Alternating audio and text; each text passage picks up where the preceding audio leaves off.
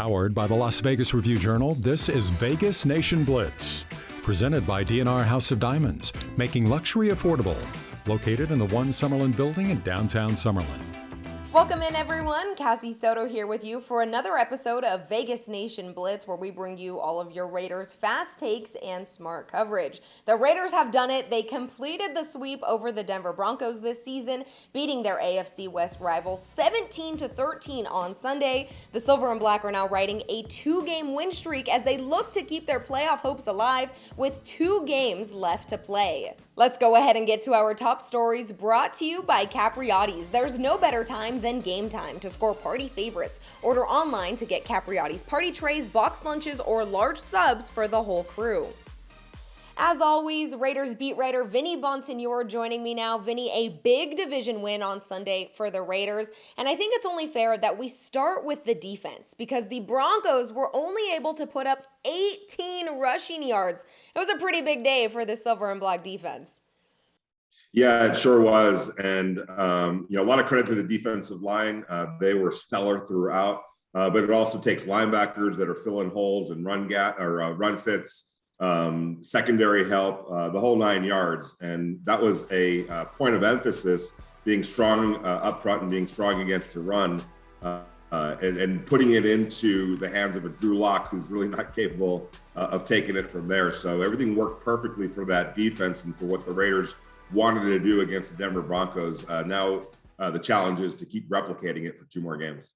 Right. Well, as much as we'd like to highlight this win, obviously, we do need to move on to the next opponent for the Raiders because there is a lot going on with the Colts and really the league in general right now. Vinny, as of Tuesday afternoon, the NFL and the NFLPA adopted the new CDC guidelines that reduces the quarantine time from 10 days to 5 days for all players who test positive but are asymptomatic, and that includes players who are unvaccinated, Vinny. This news, of course, comes the same day that Carson Wentz was put on the Colts COVID-19 list. We know that he is unvaccinated, but now with these new guidelines set in place, could he be eligible for Sunday versus the Raiders? Yeah, and more importantly for the Raiders, they're going to be able to get potentially a whole bunch of their players back too. So I know Raider fans are like, oh no, the NFL has it out against the Raiders. I guess I get that sentiment. But what Raider fans need to be focused on is they're going to be able to get potentially guys like Corey Littleton and and Denzel Perryman and Casey Hayward, key players, KJ Wright, key players of their defense back in time for Sunday. How does that happen? Those guys tested positive on Monday. How does it all work? Well, they tested positive on Monday, but as long as they remain asymptomatic, no symptoms, over these next 5 days, without any additional testing required, they can return on Sunday. Whereas they would have had to test out of those protocols in order to be back on the field on Sunday. So it does help the Raiders potentially, just as it will help the Colts, who have a number of players on the COVID-19 list, and potentially Carson Wentz. But I submit that if you're a competitor, at this point, all hands on deck, their best against the Raiders' best. That's kind of what the fans should want and should expect, especially at this time of season. So chances are all of us are going to be able to watch the best of the Colts against the best of the Raiders, as it really should be. And Vinny, on a regular week, it's hard for these teams to game plan against their opponent. Now throwing this into the mix of, maybe in 5 days they will be good to go. Maybe we'll get some players back. Just the extra level of difficulties that this adds on to the team. Obviously, right, we're seeing this in regular everyday life for everyday people, but now coming to the league in a crucial period where it's the playoff push here. Just how much extra levels of difficulty does this add? You have to plan for everything. I wrote a story, for Vegas Nation. Download the app Vegas Nation, or just go to vegasnation.com to check it out, because the Raiders really have to prepare for a worst case scenario for themselves and a best or worst case scenario for the Colts as well. So they almost have to operate this week under the assumption or presumption that they're not going to get those players back that they expect to get back, because there's a possibility that they won't. And furthermore, they're not going to be able to practice. Those 5 days of quarantine are going to cover the practice week. So it's not like they're going to be out there on the field through walkthroughs and, inside the building and all that All that's going to have to be done by Zoom. So both teams have to prepare for the worst case scenarios and the best case scenarios. And that makes it a bit of a challenge, especially against a team that you don't normally play. This would be one thing if it was the Broncos or the Chargers or the Kansas City Chiefs, who the Raiders see twice a year and, every year, and have a really, sound book on. When you're talking about an opponent that you don't normally play, it makes it difficult on both sides. Around the League, brought to you by Pirate Plumbing, the masters of disasters. Hey everybody, it's Heidi Fang here, and I'm joined with Adam Hill, our NFL and Raiders writer, and we're going to break down right now what the AFC playoff picture looks like. Starting with Adam, I want to talk about some of these teams here on the bubble and their chances of making it into a playoff spot. What can you tell us about some of those? So with 2 weeks left in the AFC wildcard picture, anything is possible still. A whole bunch of teams within a game that could work their way in. But if you want to look for a team that's a little bit down the standings that actually has a shot to make a run into the playoffs, I look at the Cleveland Browns. Obviously, they struggled the last 2 weeks. They lost the game to Las Vegas with all the guys out on the COVID list. Then they go to Green Bay, lose the 4-interception game with Baker Mayfield. But now they've got Pittsburgh and Cincinnati back-to-back. And if Cincinnati loses to Denver this week, Cleveland could actually play their way into a division title, even though right now they're sitting way on the outside looking in the playoff picture. Then you've got teams like Baltimore that it's going to require a lot of turnaround for them over the last couple of weeks, but they still have a shot. Of course, the Raiders are on the outside looking in. They control their own destiny. The Chargers have games against Denver, and then the Raiders that could be massive in the playoff picture. So a whole bunch of teams that are on the outside looking in have a shot to make a run. And I think a lot of people have that Miami team kind of circled as the one that's vulnerable. They are right now in the third wildcard spot, but they've got a tough schedule to close things out, starting this week against Tennessee. I don't think a whole lot of people have faith that they keep this winning streak going.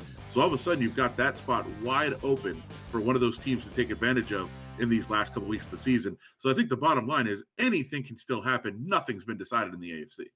Vegas Nation Injury Brief, sponsored by Knockvie Injury Law. Sam Gordon here on behalf of Vegas Nation with this week's injury brief. Not so many injuries per se, but a number of Raiders on the COVID-19 reserve list. That includes now Darren Waller, the tight end, was placed on the list Wednesday. According to Rich Bisaccia, he's going to need to test out of the protocol. NFLPA protocols, of course, allow players to test out now or quarantine for 5 days if they are asymptomatic. He joins a gluttony of players on the COVID list, including Denzel Perryman, Darius Philon, KJ Wright, among others, Corey Littleton. As far as the injuries are concerned, Jonathan Hankins and Divine Diablo were both limited participants in practice on Wednesday. Quentin Jefferson and Jordan Simmons did not participate. Jefferson and Simmons both getting, looks like, rest days, personal days. We will have all kind of updates on injuries and more developments throughout the course of the week. Just go to vegasnation.com. Make sure to download the app. Check out our stories, videos, and podcasts. That's vegasnation.com. And I am Sam Gordon with the Injury Brief. DNR House of Diamonds is Las Vegas's elite private office jeweler, the perfect bridge between internet pricing and a traditional brick-and-mortar jewelry store. We specialize in loose diamonds, natural and lab-grown, engagement rings, fashion jewelry, custom design, and jewelry repairs. We operate by appointment in our beautiful offices in the One Summerlin building, downtown Summerlin. Our great relationships with the world's largest diamond wholesalers and our low overhead saves you hundreds, if not thousands, on your purchase.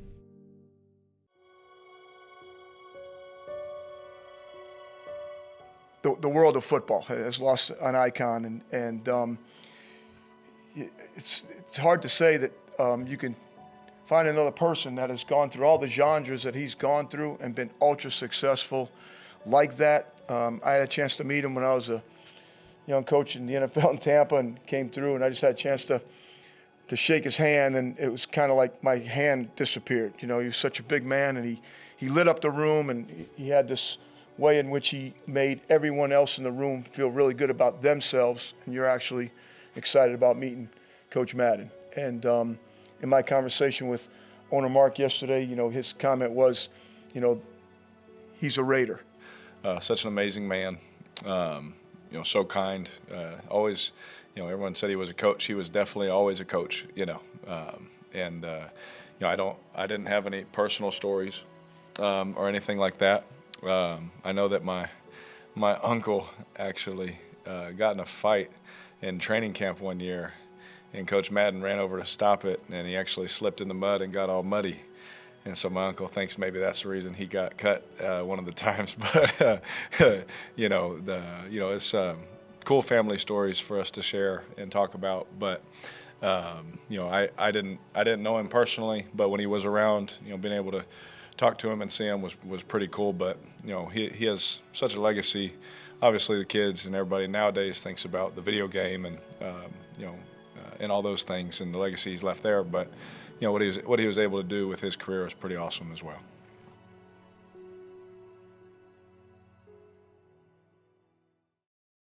Vegas Nation, the road ahead, sponsored by your Southern Nevada Toyota dealers. Toyota, let's go places. Cassie Soto here with you, and I am joined by Las Vegas Review-Journal sports columnist Ed Graney. Ed, Raiders interim head coach Rich Bisaccia was thrown into the deep end when he took over this team, but he just completed the sweep of their AFC West rival, the Denver Broncos, and now he is on the verge of taking this team to the playoffs for the first time since 2016. If he does that, if he takes this team to the postseason, do you think he's done enough to earn an interview for the permanent position? Oh, I think you'd get an interview, Cassie. I think the big department is who's going to be the general manager. Because if Mike Mayock stays on as the general manager, I think he's the hire, and that's who should make the hire. Listen, I think the odds still favor them going out and getting another coach. The only way I think Bisaccia has a chance is if what you just said. They beat the Colts on Sunday. They beat the Chargers next week. They qualify for the playoffs. And then I think he would actually deserve an interview. I still say in the long run, though, they're going to get a new head coach for this team. Now, he went to the playoffs and won a game, then all bets are off. But I think he's done a really good job. They lost 5 of 6. He somehow rallied the troops, made them a resilient team no matter what was going on off the field. I think Rich has done a really nice job. I think it'll be tough for him to keep the full-time gig. Yeah, well, to even consider that, as you said, the Raiders still have 2 more games left to play, still 2 more wins that they need to secure. But for an offense that has not scored over 20 points in the last 4 games, Ed, do you think they go out and win these last 2?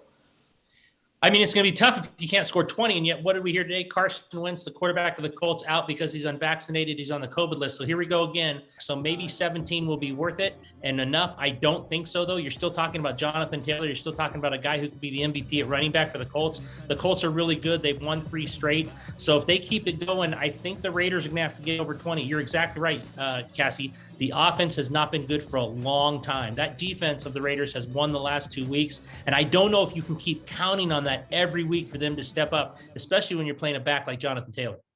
Does Darren Waller play another game this season? I think right now, you know what, I'm going to believe it when I see it. He's in that Richie Incognito mode where we kept hearing, oh, he's getting better. Oh, he's getting better. He might play this week. And Richie Incognito never came back. I'm not saying that's Darren Waller. We've seen him out on the field. We've not seen him do anything team-wise. But until we see him on the field, I don't know how we can specifically say he's going to play. So I think all bets are off, and they certainly need him to get that offense going. That'll do it for this episode of Vegas Nation Blitz. For more Raiders news, as always, you can head over to vegasnation.com or download the free Vegas Nation app. And as we've talked about throughout this episode, this Week 17 matchup between the Raiders and the Colts has a lot of moving pieces, so be sure to check back with us in our Friday edition of Vegas Nation Game Day as we bring you the latest information for this game. For our entire Vegas Nation crew, I'm Cassie Soto. We'll see you soon. Join the action with the Las Vegas Review-Journal's Pro Football Contest. Predict each week's winning team for a chance to win a $25 gift card from presenting sponsor Capriati's or a $30 gift card from Big Dogs Brewing Company. Sign up today at lvrj.com/pro football. Powered by the Las Vegas Review-Journal, this is Vegas Nation Blitz. Presented by D&R House of Diamonds, making luxury affordable. Located in the One Summerlin building in downtown Summerlin.